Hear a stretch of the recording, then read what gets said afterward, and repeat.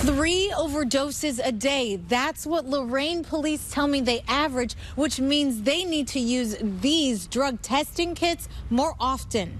Yeah, Frank, Macedonia police just confirmed that they have caught suspect Michael A. Clark in Columbiana County. Now, police say that this is not the first time they have come to this house for domestic disputes between Clark and his parents. Neighbors who know him and know the family say the writing was on the wall. Kids beaten with extension cords, tased, and forced to eat dog feces. Police just arrested 2 women accused of seriously abusing 3 kids. Driving around, take a look at these roads. Now, I've been showing you the main roads most of the morning, but I just wanted to show you this. This is a side road, side street here. Check this out. I put together a map here showing more than 60 local smash and grabs that have happened, both successes and failures. Guns, violence, kids caught in the crossfire, parents blaming the city, city blaming parents. A year ago, I told you about Alice Day, the day when sex traffickers and pedophiles parade around this teddy bear symbol, trading tips and tricks on how to get their next victims. Oh, keep your eyes out for the hottest tickets in town. Sales for the Rock and Roll Hall of Fame induction ceremony start February 8th. Prices range from $90 to $500. The ceremony is April 14th. This year's inductees include Bon Jovi, The Cars, and Nina Simone. But cities like Lorain still allow field tests on a case-by-case basis, and in that city where officers deal with dozens of overdoses every month, that's not all officers have to deal with. In a News 5 exclusive, Lauren Wilson spent an evening with Lorain officers to see how the heroin epidemic is changing their job. 3 overdoses a day. That's what Lorain police tell me they average, which means they need to use these drug testing kits more often. You never know what we're going to get into. Expecting the unexpected. They usually happen in rapid fashion. That's what Lorain Patrol Officer Brent Payne's night was like. This is an overdose that we're responding to. Just let them do what they got to do, okay? 2 overdoses in just under 2 hours. This man, seemingly dead, gets Narcan and suddenly wakes up. What's your name? All right. You all right? Yeah, you overdosed, man. Then, within minutes, walks over to the gurney. In the past 5 years, I've administered Narcan, including today, 42 times.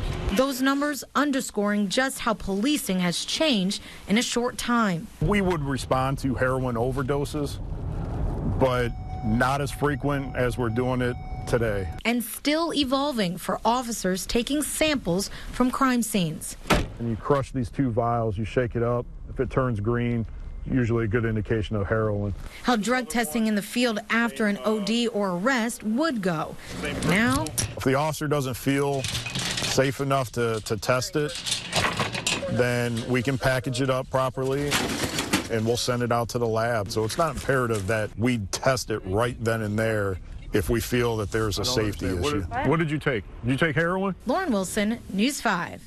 But we begin tonight with breaking news. Police just arresting this man. They say he stabbed his parents in their own bedroom. His father is now dead. And News 5's Lauren Wilson is live in Macedonia tonight. And Lauren, police say this incident was one of many violent episodes the couple had with their son. Yeah, Frank, Macedonia police just confirmed that they have caught suspect Michael A. Clark in Columbiana County. Now, police say that this is not the first time they have come to this house for domestic disputes between Clark and his parents. Neighbors who know him and know the family say the writing was on the wall. You kind of knew that things escalated, but you just wouldn't think it would get that bad. Unstable, troubled, how neighbors describe him. I know that they've had some issues with their son, Michael. This morning, police were called to the house thinking it was the usual angry outburst, but it was worse. That was very heartbreaking. Police say 28-year-old Michael A. Clark stabbed his parents while they were in bed. His mother, Audrey Robertson, was rushed to a local hospital. Her husband, Joe Clark, was pronounced dead inside the home. Every time I look at that house, I think about him. Karen Hardin had a close relationship with the family. If he needed something, he would call us. And if we needed something, we would call him. He was always there. She says Michael's mental illness was too tough for them to handle. Police confirm he's bipolar and schizophrenic. I said years ago, you know, that he would probably hurt them. Now neighbors say they just want to be as supportive as they can. I'm feeling so bad for Audrey right now. Now, police tell me that Clark's mother is in stable condition at Akron City Hospital, which was on lockdown earlier. That has since been lifted since Clark is now in custody. Lauren Wilson in Macedonia, News 5. All right, this is an important one for parents and caregivers. Child abusers and pedophiles are out and about today. Yeah, News 5's Lauren Wilson spoke exclusively with the man who's tracking down those criminals. And Lauren, he says parents need to be extra vigilant.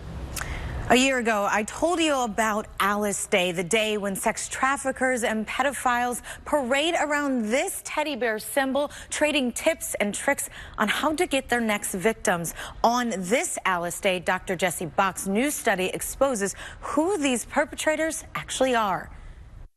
It is a rabbit hole and depends on how far you want to go down. In his study with Cleveland State, Dr. Bach collected data from offenders caught on the darknet, a web of password-protected pages not accessible to the general public. So a lot of times we think of them as an other. But that's wrong. The profile, typically a white male, varying socioeconomic status, and mostly connected to law enforcement, like officers, firefighters, and public officials. When you think that this is a crime that's hidden in plain sight from trusted people right around you, that's very difficult to stomach. They hide behind who they are and what their title. Living most of her life as a human trafficking victim, Annette Mango confirms people she thought could protect her wouldn't. Instead, they participated. And they would say that they're human too. You know, that's their work. Being a policeman is their job like any other person is a job, but when they're off, that has nothing to do with anything else. A big part of why it's so hard to get out, though 3 years ago, she did. It's been remarkable. Alice Day does exist and is alarming. Dr. Bach says human traffickers are on the prowl every day. He says parents should be talking to their kids about giving consent and what that really means, and telling them if they feel something weird, be sure to tell someone. For the E-Team, I'm Lauren Wilson. In just months, the Stark County community has lost 6 young lives, teens who killed themselves. And that has teens turning to their pastors for answers about what happens to their souls after they die. Only on News 5, Lauren Wilson learns churches in and around Perry Township are changing how they react to focus on what's happening while they're living. It is a really difficult topic, and it's been really, really hard on the people of our church and our community. Suicide is hard, and for Perry High School students like Allie Temsey, it's upsetting because, you know, we're walking the halls with fewer and fewer students each day. It's confusing. You know, we're growing up with the heaven-hell permanent choice, and they're teaching us that, but they're not actually teaching us how to get out of that state of mind.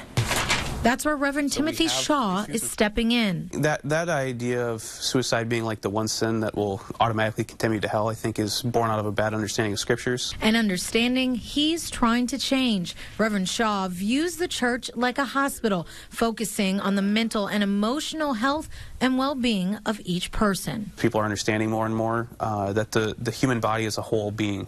You can't separate the physical from the mental and the emotional, and the scriptures teach us that, but we've somehow lost that. And he's not alone. For I know the plans I have for you, says the Lord. In 2012, a national congregation study found 23% of the nation's houses of worship provided mental health programming. Compare that to just 8% in 2006. We're all in it together. In light of the recent suicides, students tell me right now, more than ever, they need hope.